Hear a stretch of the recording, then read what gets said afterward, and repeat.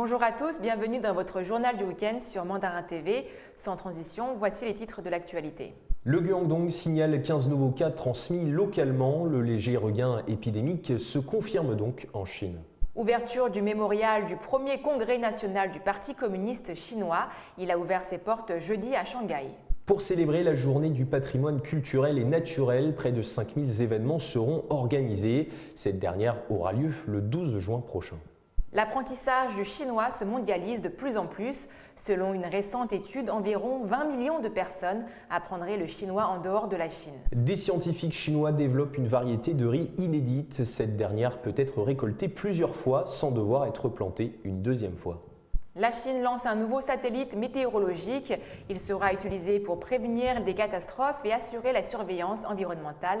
Zoom sur ce nouvel engin à la fin de notre journal. 15 nouveaux cas de Covid-19 ont été signalés dans le Guangdong. Si la situation sanitaire reste évidemment sous contrôle, quelques foyers épidémiques émergent malgré tout ces dernières semaines en Chine. Les autorités appellent donc à la plus grande vigilance pour éviter de nouvelles restrictions. La province chinoise du Guangdong au sud de la Chine a enregistré mercredi 15 nouveaux cas confirmés de Covid-19 transmis localement, dont 4 personnes précédemment asymptomatiques. C'est ce qu'a déclaré jeudi la commission provinciale de la santé. Tous ces cas confirmés ont été signalés à Guangzhou, capitale provinciale. 2 cas confirmés importés et 7 cas asymptomatiques importés ont également été signalés le même jour. Le Guangdong avait rapporté mercredi un total de 2498 cas confirmés de Covid-19, dont 1040 cas importés selon la commission. Des chiffres qui témoignent d'un léger regain épidémique dans le pays, bien que la situation reste sous contrôle selon les autorités. À noter également que plus de 700 millions de doses de vaccins ont été administrées en Chine pour le moment, un chiffre qui grandit considérablement ces dernières semaines. La validation mardi du vaccin chinois Coronavac par l'Organisation mondiale de la santé devrait permettre d'accélérer encore la campagne vaccinale dans le pays. Dans l'actualité, cette semaine également, l'ouverture du mémorial du premier congrès national du Parti communiste chinois à Shanghai. Des reliques, des photos et des documents reviennent sur l'histoire du parti, le tout sur une surface de 3400 mètres carrés. Le mémorial du premier congrès national du Parti communiste chinois a ouvert ses portes jeudi à Shanghai. Le mémorial comprend le site du premier congrès national du PCC, une salle de prestation de serment et une zone d'exposition nouvellement construite. Plus de 1100 objets sélectionnés qui mettent en valeur l'histoire du parti sont présentés dans la zone d'exposition qui s'étend sur 3400 mètres carrés.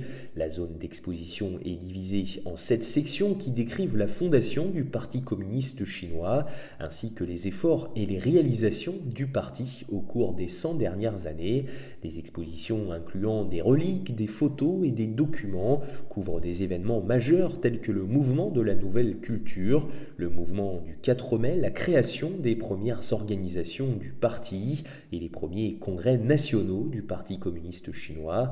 Un total de 72 versions du manifeste du Parti communiste sont également exposées. Les pères fondateurs du parti ont convoqué secrètement le premier congrès national du parti dans le bâtiment en briques et en bois de 2 étages dans le centre-ville de Shanghai en 1921. Le bâtiment a été transformé en site commémoratif en 1952 et continue d'être une attraction touristique populaire à Shanghai. Un autre événement sera célébré le 12 juin prochain. Il s'agit de la journée du patrimoine culturel et naturel. Pour l'occasion, environ 5000 événements seront organisés en Chine, notamment Chongqing, ville hôte de la célébration de cette année. La Chine organisera plus de 4900 événements pour promouvoir le patrimoine culturel et naturel à travers le pays. C'est ce qu'a déclaré jeudi l'administration nationale du patrimoine culturel. Les activités sont conçues pour célébrer la journée du patrimoine culturel et naturel qui aura lieu le 12 juin prochain. Des forums, des campagnes publicitaires et des expositions seront organisées en ligne et hors ligne dans la municipalité de Chongqing au sud-ouest de la Chine, ville hôte de la célébration de cette année. Elle est chaque année de plus en plus parlée dans le monde. La langue chinoise est désormais apprise dans plus de 70 pays. Selon une récente étude, 20 millions de personnes apprendraient le chinois en dehors de la Chine. Pour répondre à cette demande croissante, les professeurs de chinois adoptent de nouvelles approches, notamment sur les plateformes en ligne. Plus de 70 pays et régions avaient intégré la langue chinoise dans leur système éducatif national à la fin de l'année dernière, alors que l'influence mondiale de la langue continuait de s'étendre, a annoncé le 2 juin le ministère de l'Éducation. Quelques 20 millions de personnes apprennent le chinois en dehors de la Chine et il a été adopté comme l'une des langues officielles de l'Organisation mondiale du tourisme des Nations Unies en janvier. Pour répondre à cette demande, les professeurs de chinois adoptent de nouvelles approches, telles que la plateforme mondiale d'apprentissage du chinois. Selon Liu Hong, directeur adjoint du département de la gestion de l'information linguistique du ministère, la plateforme lancée en octobre 2019 avait attiré plus de 2,1 millions d'utilisateurs de 170 pays et régions à la fin de l'année dernière. La plateforme a développé une application mobile qui prend en charge 6 langues, chinois, anglais, russe, japonais, coréen et thaï, a-t-il précisé, ajoutant qu'elle prendra en charge davantage de langues à l'avenir. Elle est divisée en différentes sections pour répondre aux besoins des élèves du préscolaire, du primaire et du secondaire, ainsi que des sections spéciales pour aider les élèves de Hong Kong, Macao et Taïwan, ainsi que les étudiants étrangers. Par ailleurs, une norme de compétences en chinois pour évaluer les compétences et les niveaux des apprenants internationaux, publiée par le ministère de l'Éducation et la Commission de la langue de l'État en mars, devrait être mise en œuvre le 1er juillet. Utilisons 4 éléments de base de la langue chinoise: syllabes, caractères, vocabulaire et grammaire. La norme classe les compétences en chinois des apprenants étrangers en 3 étapes et 9 niveaux. Les 6 niveaux des examens seront quant à eux étendus à 9 pour refléter la nouvelle norme. Une nouvelle variété de riz inédite est actuellement en train d'être développée par des scientifiques chinois. Ce riz pourrait réduire considérablement les coûts de main-d'œuvre et de rendement selon les spécialistes. En effet, cette variété peut être récoltée plusieurs fois sans devoir être plantée une deuxième fois. Une variété de riz développée par des scientifiques de la province du Yunnan au sud-ouest de la Chine a atteint un rendement de 615 kg par mu de terre, soit 7,77% de plus que le rendement moyen des autres activités cultivées dans la localité. Selon le professeur Hu Fengyi de l'université du Yunnan qui dirige une étude équipe sur la recherche et le développement du riz, ce riz pourrait réduire considérablement les coûts de main-d'œuvre, rendre la plantation de riz moins exigeante en main-d'œuvre et maintenir un rendement stable. Le professeur Hu Fengyi a commencé à s'engager dans la recherche et le développement du riz en 1997 et a lancé un essai de plantation de riz en 2016.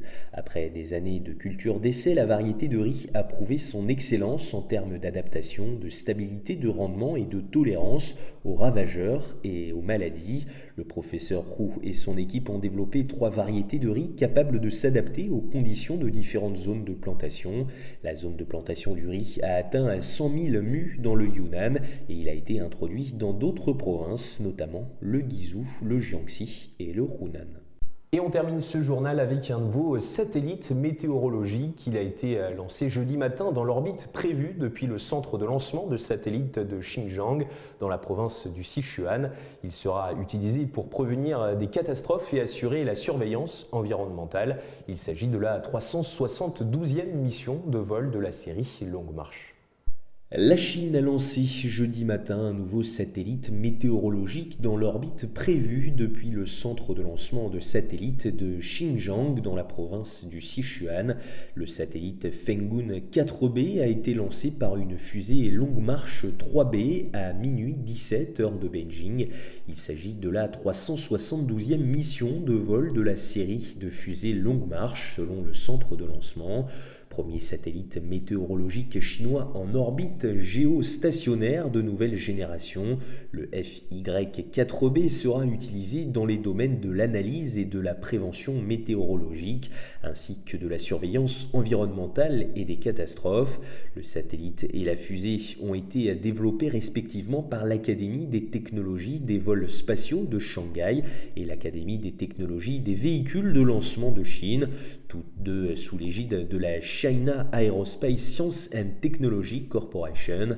L'administration météorologique de Chine est responsable de la construction et de l'opération du système d'application terrestre du satellite. C'est la fin de notre journal. Merci à tous de nous avoir suivis. Et n'oubliez pas de vous abonner à notre chaîne YouTube et de cliquer sur la petite clochette en bas à droite de notre vidéo pour ne rien rater des dernières nouveautés de Mandarin TV. Très bon week-end à tous sur Mandarin TV.